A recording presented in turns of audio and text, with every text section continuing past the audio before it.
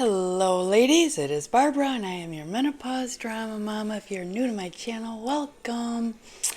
Today it is all about why do some women just seem to go through the whole perimenopause through postmenopause years and have the worst symptoms in transition to this part of our lives.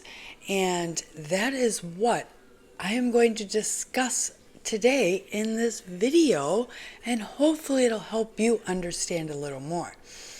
The first one is genetics. Now, I wouldn't know much for my genetics since my biological mother passed away when I was 20, so that makes it a little more difficult for me to understand because I don't know her whole medical background. But our genetics influence how your body responds to hormonal changes. In some women, they inherit genes that affect your estrogen receptor sensitivity, metabolism of your hormones, and inflammatory responses. Now, this means that two women with the same hormone drops will not always experience the same thing and go through the same thing. So that's what makes it so interesting when we transition to this part of our lives, is because not every woman goes through it the same. So the second thing, though, is the speed of our hormone decline. Now, I just know mine just rapidly dropped because my symptoms just seem to accelerate so quickly. So women whose hormones drop suddenly often have the very worst symptoms. And that can be, if women have surgery and their ovaries are removed, they'll go through it very quickly because they don't have any estrogen anymore being supplied to their body. If you go through early menopause and when your ovaries rapidly fail and not produce estrogen anymore for you. Literally, if you gradually decline in estrogen, it's not that difficult apparently, and your body adapts to going through menopause easier.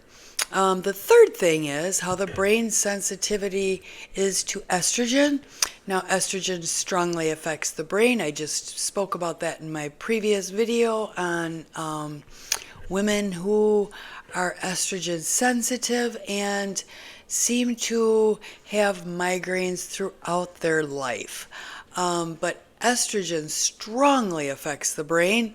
Women whose brains are more sensitive to estrogen loss can experience severe hot flashes, anxiety, insomnia, and all those other things like, heart palpitations. I'm trying to think of all the ones that I went through.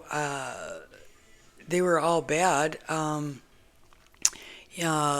Besides anxiety attacks and depression and literally, I think everything under the sun I went through with my transition.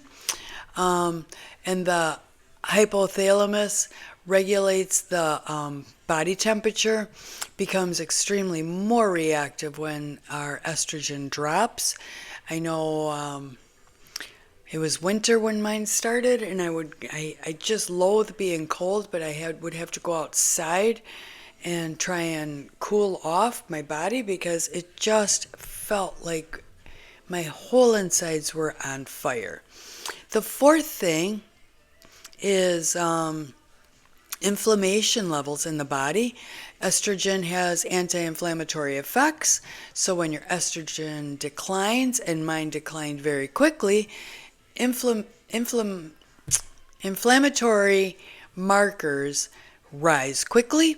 Your joint pain increases. Now I remember mine were in my knuckles. They hurt really bad. Fatigue worsens, and your metabolic issues appear, and that is especially that weight around your belly, which is that visceral fat building up.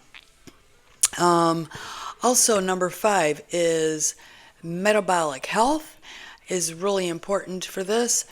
Women's metabolic if you have metabolic issues, you often have more difficult menopause transitions, and your conditions can worsen your symptoms, like for insulin resistance, visceral belly fat, and metabolic syndrome. And these can amplify like your hot flashes, your fatigue, your weight gain, and your brain fog. The sixth one is stress and cortisol levels. The stress hormone cortisol interacts with estrogen, and chronic stress can worsen your sleep. It can intensify hot flashes. It can increase anxiety, and it can disrupt your metabolism. The seventh one is sleep quality. Sleep disruption creates a symptom of cascading things happening. The poor sleep, as your poor sleep worsens, you can have more mood changes, more brain fog, more severe hot flashes, and general horrible fatigue during the day. So basically, this is all about menopause isn't the same for every woman. We all can experience it differently, but your genetics, your brain chemistry, your inflammatory markers, your metabolism, and stress all influence how the body responds to falling estrogen. And that's why some women glide through menopause really easily, and others experience a much more difficult transition during this time of our lives. Okay, ladies, I hope you have a wonderful day. Thank you for tuning into my video. I will talk to you again in my next video that I put out.